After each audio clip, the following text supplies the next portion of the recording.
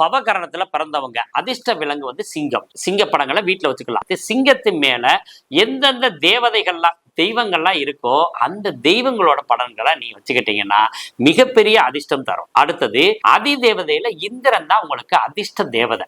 இந்திரனோட படங்களை நீங்க கட்டாயம் பயன்படுத்தணும். தெய்வம் வந்து நரசிம்மர். எந்த கோயிலுக்கு வேணாலும் போயிட்டு வரலாம். அதுக்கு அடுத்ததாக நீங்க வந்து பாயாசம் சாப்பிட்றத விட்டுறணும். அதை தானம் தான் பண்ணணும். நீங்க பயன்படுத்தக்கூடாது, நீங்க சாப்பிடக்கூடாது, நீங்க விட்டு விடுவது தான் மிகச்சிறப்பு. இது உங்களுக்கு உடம்புக்கு ஒத்துக்கிறாது. அடுத்ததாக இந்த பெண்கள் வந்து கஸ்தூரி மஞ்சள் இருக்கு இல்லையா, அது பூசி குளிக்கிறது ரொம்ப சிறப்பை தரும். அவங்களுக்கு ரொம்ப நன்மை. அடுத்ததாக அரிசி உணவு வகைகளை தானம் பண்றது ரொம்ப சிறப்பு.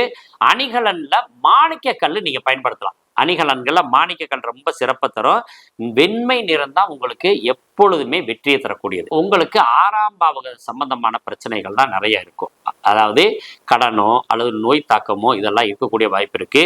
அதனால நீங்க இந்த நான் இப்ப சொன்ன விஷயத்தெல்லாம் செஞ்சீங்கன்னா இந்த 6ஆம் பாவம் சம்பந்தப்பட்ட குறைகள் வந்து நிவர்த்தியாகி நல்ல சிறப்பாக இருக்கலாம். உங்களுடைய குணம் வலிமையாக இருக்கணும், கம்பீரமா இருக்கணும், அதே சமயத்துல சகல வசதியோடு இருக்கணும்னு நீங்க நினைப்பீங்க. வேலை வாங்குவீங்களா ஒழிஞ்சு வேலை செய்யக்கூடிய ஆற்றல் உங்கள்கிட்ட இருக்காது. நீங்க வந்து லட்சுமி நரசிம்மர் அல்லது நரசிம்மர் படங்களை கட்டாயம் வச்சுக்கிறது மிகப்பெரிய வெற்றியை தரும்.